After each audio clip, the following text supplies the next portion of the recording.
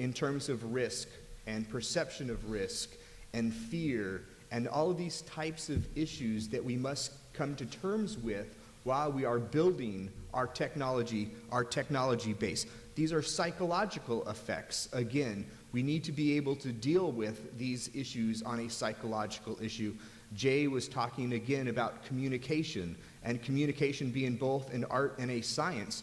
The reason why it's both an art and a science is because there's a psychological component to it as well. All people are different, and we must find a way to reach the maximum number of people as quickly as possible.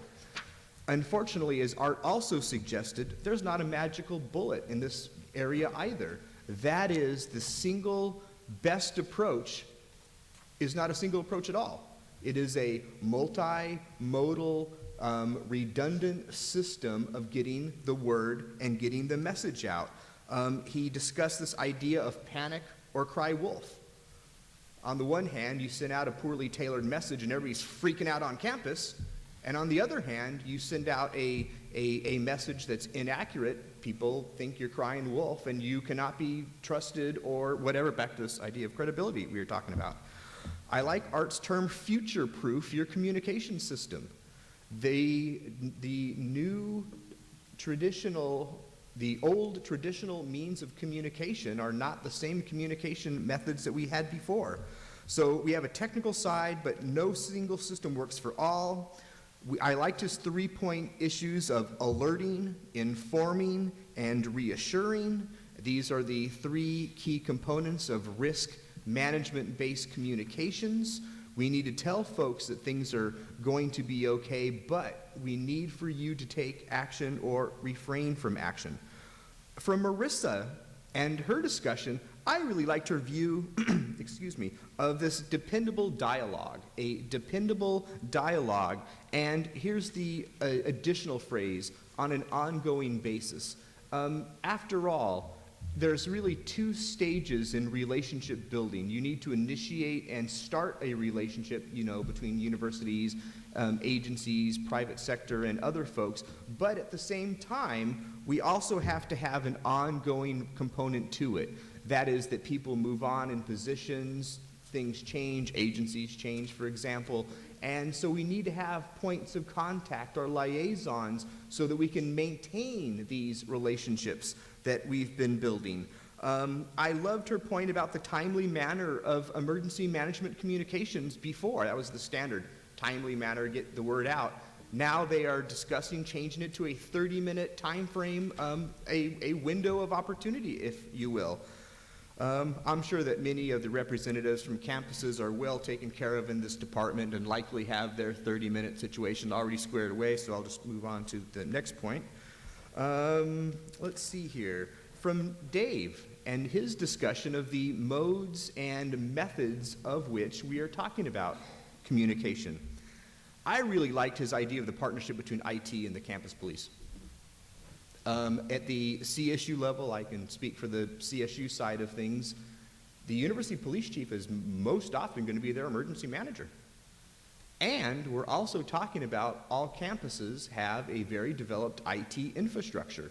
So it would be a logical connection to have those 2 working together on these emergency notification solutions. Let's see, there's the modes of notification, text message, email, voicemail, IM, paging, etc., etc. The bottom line is that there's a multiple set of modes of communication in this regard, but what's key to keep in mind is that all of them have the advantages and the disadvantages. We were talking about the siren system may not be ADA compliant. That would be a problem. So every system has a plus or a minus, and that is clearly a reason why the multimodal approach works real well.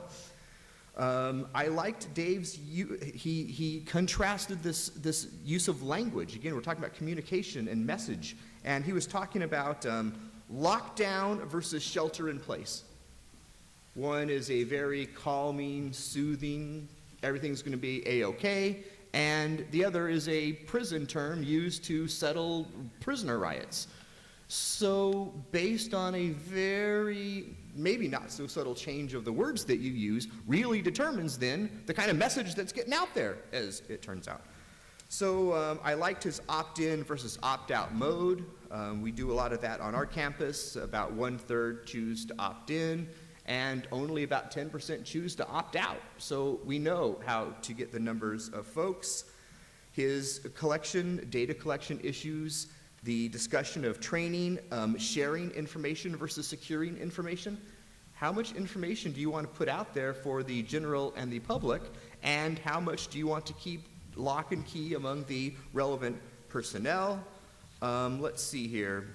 And from our final discussant, Jay, and of course we thank you very much for your time being here. You know, I hear that you're on your way back to Northern California real quick, so you know, we appreciate all the work that CalEMA is doing. We really appreciate the update on the merger. It is very unsettling when an agency does not have a website. You know, back to this panic issue. You know, if you can't find a website, they are difficult to get a hold of, and that is troubling for some of us. I like the idea of the delivery of the message. You need to deliver the proper message in the proper manner. In the southern United States, they say you can say anything with a smile on your face. Well, you know, if we're talking about IMs and texts and other things, you can't see the smile, you know, the emoticon doesn't count in this situation. Trust and credibility, the 2793 deal. I should use the 2793 in the classroom. I'm sure my students would greatly appreciate it. But these are some of the messages that I took out of the words of wisdom from our panelists. I certainly hope that there are some questions or some comments, suggestions, whatever you would like to call it. And what do you guys think?